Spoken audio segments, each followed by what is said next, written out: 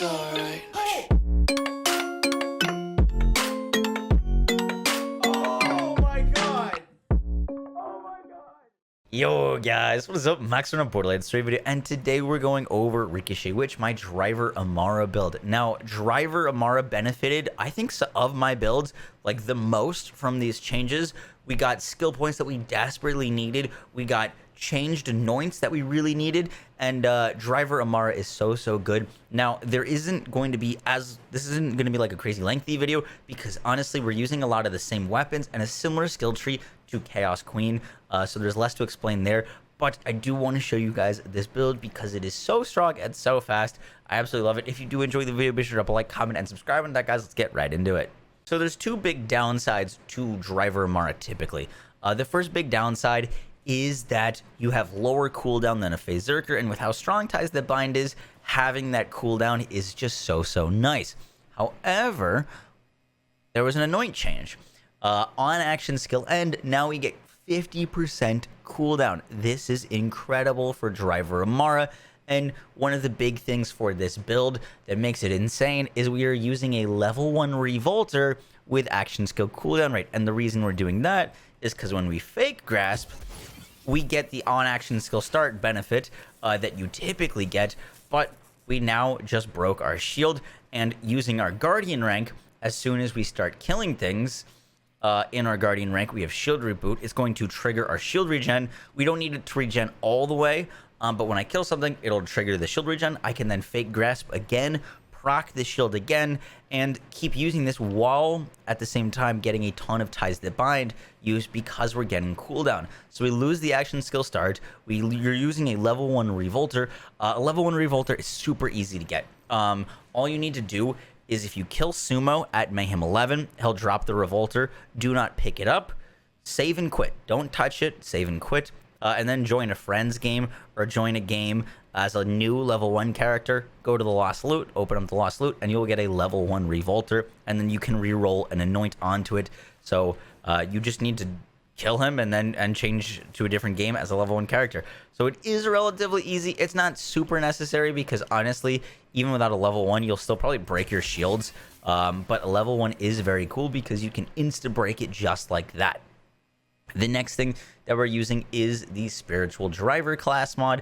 This is just a staple of this build. We are a driver Amara build, and the Spiritual Driver is going to allow us to do that self-dot proc. It also, if you did not know, is going to give us crazy movement speed and going to scale our damage up to 600% gun damage while we're moving around at max speed. So what this build that Chaos Queen doesn't have is it's got a ton of extra gun damage, which is so nice. Now, for weapons of this build, you can use anything. This is now a use any weapon. I love the Rowan's Call. I love the Anarchy. I love the Soul Render, the Lucian's Call, the Free Radical, the Tizzy, the Unkempt Herald, the Chaos, the Torrent, Blood-Starved Beast, Plasma Coil, the Reflux, the Butcher, Hellwalker. It really is just so versatile because the Ricochet mechanic isn't so much in the game anymore. This is more of just a driver Amara build, and you just run around with any weapon and you'll be pretty good. You've got tons of gun damage. Now, for anoints, the best anoints for this build are going to be consecutive hits and next to mags. You can use either. They're both pretty strong. But just know that when you're self-dotting yourself, for example, this Free Radical has consecutive hits on it. When I'm self-dotting myself, you actually build up consecutive hits. So instead of having to build it on enemies, you can build it on yourself, which is another huge benefit of a driver Amara build. Anything else? Oh, the two artifacts that we're using is the Pearl of Knowledge for just like general gunplay, but if you want to go against something specific like Wotan or Grave Ward, put on an elemental projector. Pick the element you want. For example, I would fire dot myself against Grave Ward. I will fire dot myself, and then I'm going to get a ton of damage. And with Conflux, which I'll talk about in a second, you're going to be doing even more damage. But elemental projector, dot yourself with the element that you want, and you'll get a ton of extra damage. All right, let's get into the skill tree. So the skill tree is showing on screen now, and the first thing we need to talk about is the green tree. This is super important. 6 out of 3 mindfulness is going to give us our movement speed and allow us to run very quickly. Now, you'll note that you no longer get up to 25 stacks of mindfulness on one phase grasp after the phase grasp nerf because it doesn't stock, you don't get ASE elements. However, we're spec'd into Conflux so that when we do grasp, we're going to get our full movement speed, which is super nice. You can see that I just took a bunch of damage from that, and that is something to keep in mind. You are going to take a bunch of damage if you're not have enemies nearby. So if you've got enemies nearby, you're fine, so you can lifesteal off of them. But just note that our Conflux points are a little bit of a hazard because you can hurt yourself, but when you proc multiple things of Conflux on yourself, you're also going to get multiple stacks of Elemental Projector to give you insane elemental damage boost. So it's a little bit of a glass cannon-y thing, but we are spec'd into Sustainment, which will give us a ton of health. But yeah, you can get 25 stacks of Mindfulness, even though that got nerfed. Arm Zeal for splash damage reduction. We don't actually have any points in Helping Hands, but this little damage reduction is nice. And Personal Space. 5 points in Heavy Rain, projectile speed, splash damage. It's so good. And because we're a driver build, we're already getting all the way down to Arms Deal, so splash weapons are great on this setup. For Blue Tree, I think this is exactly how I spec Chaos Queen. I don't think any skill points are different.